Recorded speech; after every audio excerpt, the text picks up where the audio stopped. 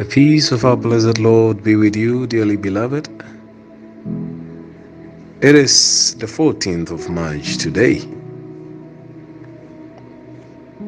the 14th day of our 40 for fulfillment experience.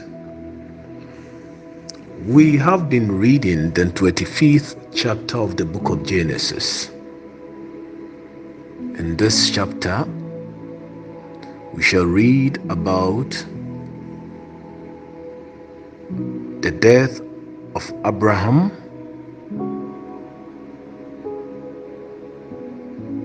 the descendants he had acquired before death, and the chapter will move quickly into the story of Isaac and Rebekah, bringing into sharp focus the birth of the twins Esau and Jacob. Of the three patriarchs, Abraham, Isaac, and Jacob, Genesis focuses on Abraham and Jacob more than Isaac. The Isaac episode or story is smaller compared to that of his father Abraham and that of his son Jacob. In this 25th chapter, the prayers that will follow will be captioned hoisting the family flag. What do I mean by hoisting the family flag? Hoisting the family flag in the sense that in chapter 12, Abraham was the son of Terah who received this promise, and he has kept on holding the flag, the pole, till his death. At the time of death, he has not seen a multitude of descendants like the sand on the shore of the sea, or a multitude of descendants that could be likened to the stars in the heavens. Nor has he acquired fully or completely the land of Canaan. Yet Abraham has a child. Yet Abraham has a land he will call his own because he paid for it. He sealed the land by giving the shekels, the money, to the Hittites. The land where Sarah will be the first person to be buried. So at birth, Abraham still kept the family flag. Friends, the English word propaganda has now assumed a negative connotation because of politics.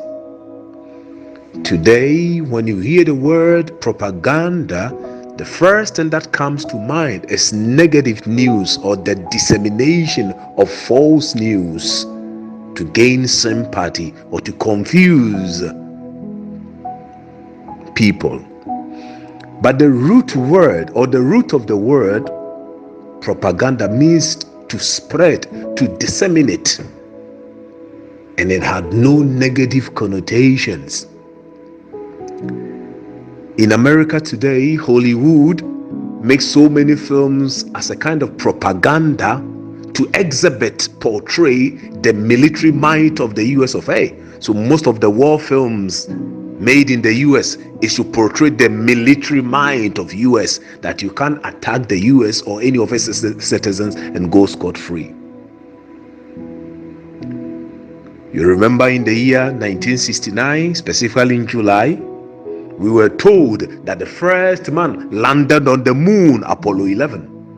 Some have also described this as a propaganda. In fact, for America, it was a propaganda because the Russians had made it into space first.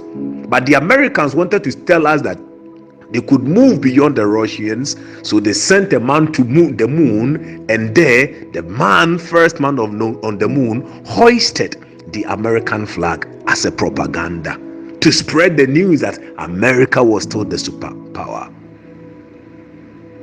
In the book of Exodus, chapter 17, Moses will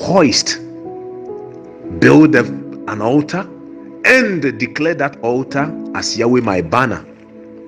So Moses kept the flag of Israel. I bring into Exodus chapter 17 after the battle with the Amalekites. Exodus 17 verse 8 to 16, you read it. Amalek came and waged war against Israel in Rephidim. So Moses said to Joshua, choose some men for us and tomorrow go out and engage Amalek in battle. I will be standing on top of the hill with the staff of God in my hand. Joshua did as Moses told him. He engaged Amalek in battle while Moses, Aaron, and Hur climbed to the top of the hill. As long as Moses kept his hands raised up, Israel had the better of the fight. But when he let his hands rest, Amalek had the better of the fight. Verse 12. Moses' hands, however, grew tired, so they took a rock and put it under him, and he sat down. Meanwhile, Aaron and Hur supported his hands, one on one side and one on the other, so that his hands remained steady till sunset.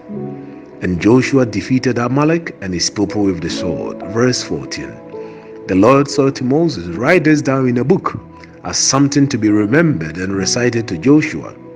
I will completely blot out the memory of Amalek from under the heavens. Verse 15. Moses built an altar there which he named Yahweh Nissi. For he said, take up the banner of the Lord. The Lord has war against Amalek throughout the ages.